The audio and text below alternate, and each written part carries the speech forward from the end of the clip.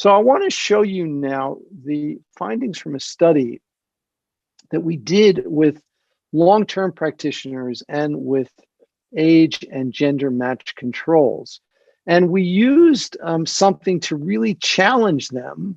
You know how you can go to a cardiologist in order for them to fully assess your cardiovascular function, they may ask you to do a stress test, to go on a treadmill or an exercise bike to stress the heart.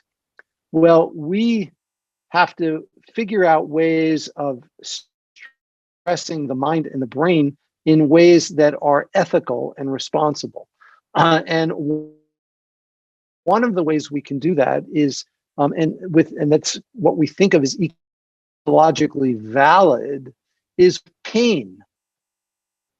We've all had the experience of pain. It's something very basic to being human. And we can deliver a painful stimulus in the laboratory very safely. And so that's what we did in this experiment. We use heat to do that. And I don't want to spend time describing the apparatus. It's a bit complicated, but it really is very effective, and it's very safe. And I've had this done to myself many times, and it really feels like your skin is burning, but it's safe. So what we did is we gave people one experience of this pain. And then we brought them into the laboratory, put them in the scanner, and we told them that when they hear a tone, just a beep, they know that in 10 seconds they're going to get zapped with this painful stimulus. So watch what happens to the non-meditators.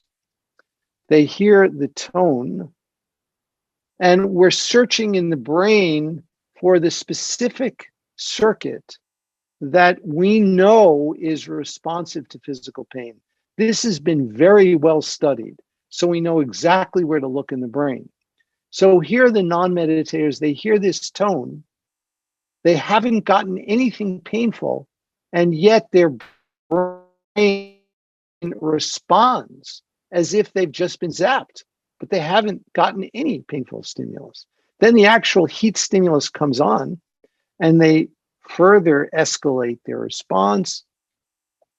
And then they have a very slow recovery because they know that this is going to happen again.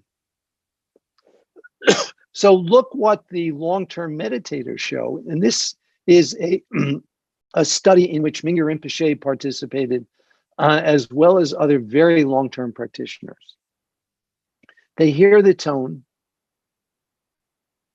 nothing, absolutely nothing, no significant activation in any of the pain-relevant regions. Then when they actually get the zap of the painful stimulus, they show a big response. And in fact, in certain areas of the brain, their response is larger than among the non-meditators. They're totally open. Their sensory channels are open. But look what happens when the painful stimulus goes off. They come right back down to baseline and recover very quickly. This is the neural picture of resilience.